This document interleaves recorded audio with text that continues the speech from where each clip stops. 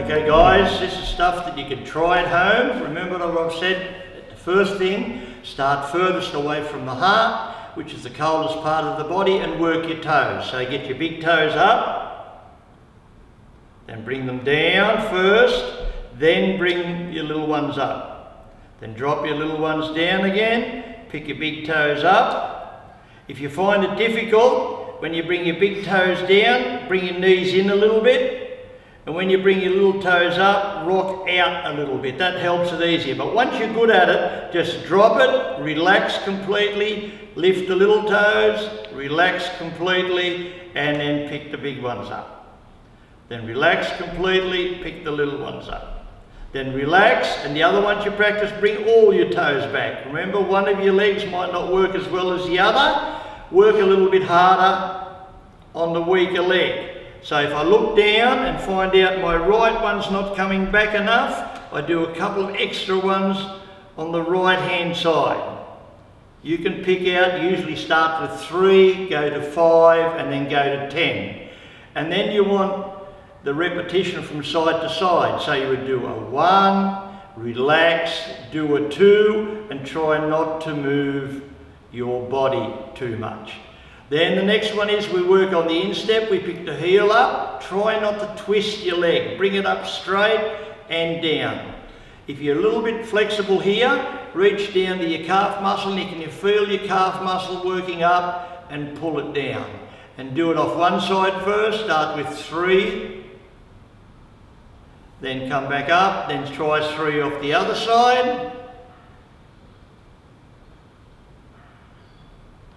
And usually do an extra 3 on the weakest side of your body. That gives you the bottom part. Then we work up the leg and we do the same movement again. We go up, but then we bring this up. Then we pull all the toes back and we try to keep the instep down. We just do 3 of those. 1, 2, 3. Drop ball of the foot first, then drop your heel, so you don't thump your heel on the ground. Then of course you do the other side the same. Have a feel if this works as good as this leg and do the same. If it's weak, support it. 2, 3, and drop it down. And now you know which is the weaker side, do an extra 3. Work gradually up to 5 and then maybe 10. So we'll leave this part of the body for the time being. There's a lot of other exercises you guys have done, but we'll go to the other extremities, which is the fingers. So we get the palms out this way, and we bend that part of the fingers first, then we roll, then we bring the thumb across, give it a little squeeze, then flick out fast, without doing too much forearm work. So close, so when you're looking at side on, it's not that, it's this first, then roll it in, then bring your thumb across, then flick out. So there's the next hard part. 1, 2, 3, getting that thumb, not here, across, flick out. Really get it tight across the palm, so the little finger and the thumb go down. Good. Now the other one you try just with your thumb. Some of you are weaker in one hand than the other. In the old days with wheelchairs, we made the wrist very strong. So you get your thumb and you try to reach across. 1, 2, 3. Then you try the other side. 1, 2, 3. Then get your best hand and go one finger at a time when you're closing. Then clench it a little bit and relax and open it up. Then try your other hand. Close it, bring it out, and then you do the 2 together smoothly. 1, little squeeze and open. 2, little squeeze and open. 3, little squeeze and open. Now the next one we do, rest one hand. Get your best hand up first. It'll teach the worst hand. So we turn the wrist. You might only get to there. Bring it right around and back. Try not to move the forearm and the elbow too much. The wrist, elbow and shoulder should be in one line. Turn. Turn. Turn. Now when you do the other side, the same. Now once you feel good at that, after you turn you can do a little dip. So it gives you a stretch sideways as well. One, down a little bit, back. One, down and back. And you guys, then you check and do both. You'll see your weaker side and work on your weaker side. So 1, 2, I'll do this very slowly, 3 and back. Then you can work on your weaker side if you have to. Then you go this way and work your wrist this way. 1, back and back. 1, back and back. 1, back and back. Then 1, back and back. And relax, shake a little bit loose. And now we work on the wrist and relax it. So get your best hand up, and the trick is not to use your forearm, but really get your wrist relaxed. 1, 2, 3. Then you do the same thing with the other side, and then check which is the worst in flexibility. Good. Then work the extra 3 on your worst hand, just basically that way. The next one we're going to do is do a long stretch along the arm. So we go back, and that gives you this twist.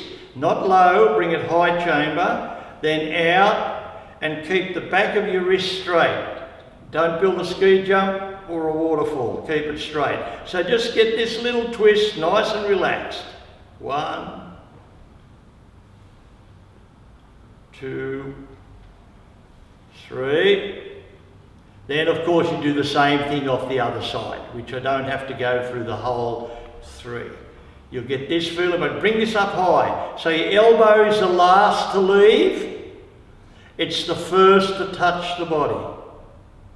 You keep that. And the next one that's difficult is get your best hand out. Think 45 degrees, right? When I turn my hand down, it's roughly 45 degrees that way. So you just give this little move. 1, 2. 1, 2.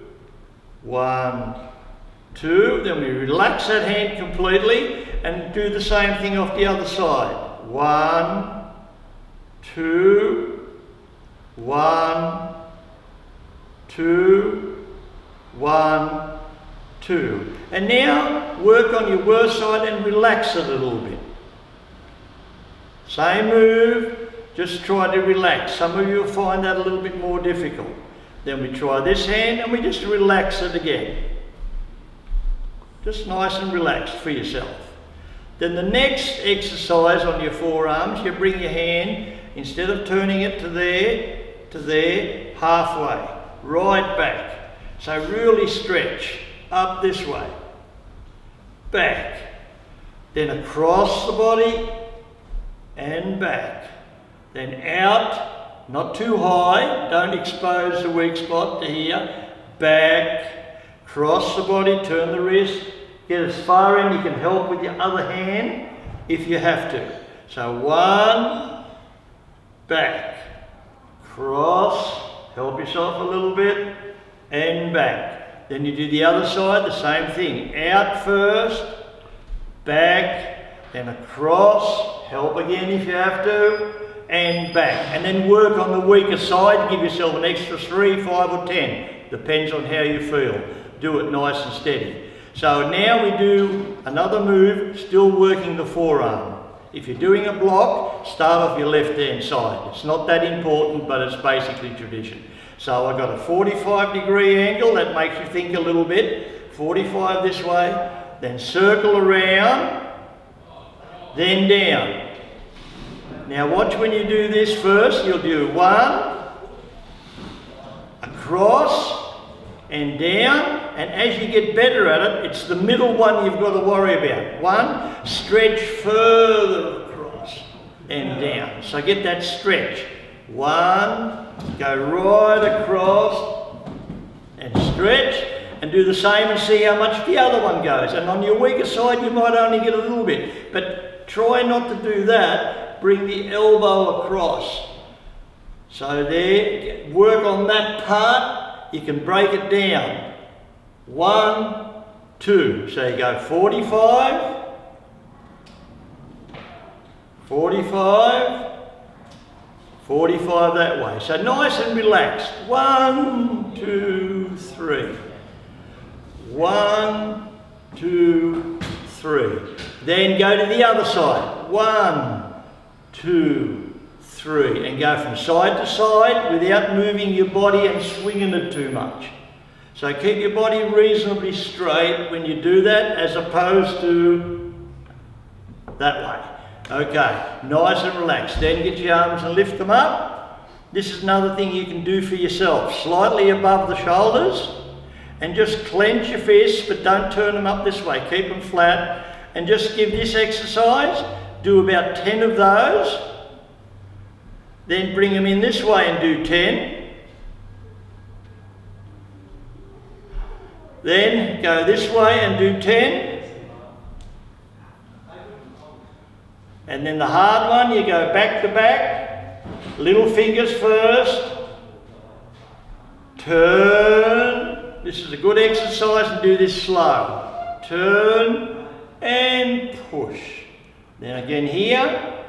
Grab, pull, open, turn and push. We'll do one more. Grab, pull, high chamber with your elbows, open up, try not to let your elbows come out that way, push and relax. The other ones are just the plain ones. Push, push, push, push. And again, you can help with your second hand. You can pull back, but don't pull your fingers, push with your palm. Push with your palm. Then you let that turn over and push with your palm again, so it's very tight across here. And my wrist, my elbow and my shoulder are in one line. Try not to get out of here or across the body. So get that. So you do this nice and steady for yourself. You push up, you push down, then you change to the other side. You push up and then you push down. Now with all these exercises, you know you're breathing, usually pushing out, you exhale, pulling in, you bring in through the nose. The next technique will teach you that. You get a nice relaxed wrist, so the top of the wrist is straight. So try not to get that happening. Try it, and don't let your elbow come out this way. So you try as much as you can, relax your fingers and get this happening. So there's one, then you work your wrist. 2, then the next one, we spread our fingers as wide as we can and bring them in as far as we can without bringing the elbows in. Then we change. Now when we bring the breathing in, it's a short breath in through your nose, long breath out, short breath in, long breath out. So we do that one again, in, out, in, spread your fingers, out. Now a longer breath, in and out. Okay. We do one more, in and out. Okay. Okay. Stop. Now basically that's your basics. You guys know there are other little stretches that we've done, but these ones we've run through now you should be able to remember, and they're the easiest to do at home. Any questions you have when you come into the normal class, ask me, and we'll work on to perhaps number 2 of the exercises we can put down for you. But we'll start with the simple ones first. All right, thanks for training, guys. That's what I usually say at the end. Take it easy when you go home. Hope we've taught you a few techniques. Most of you know the karate applications, but you guys are there to learn and help your body get through the problems that you have. And thanks again for being here. And just another small point too, if you're part of Headstart, perhaps doing other things, and you wish to partake of what we're doing here, please get in touch with the people at Headstart and come along and try it out. Even if you're not sure it's exactly what you want to do, you'll be surprised over the years that people thought, no, this is too difficult, have really become attached to that type of training. And it helps for everyday life, because the movements in martial arts were originally a life-prolonging exercise. So it's not just for damaged parts of your body, but also for your overall health.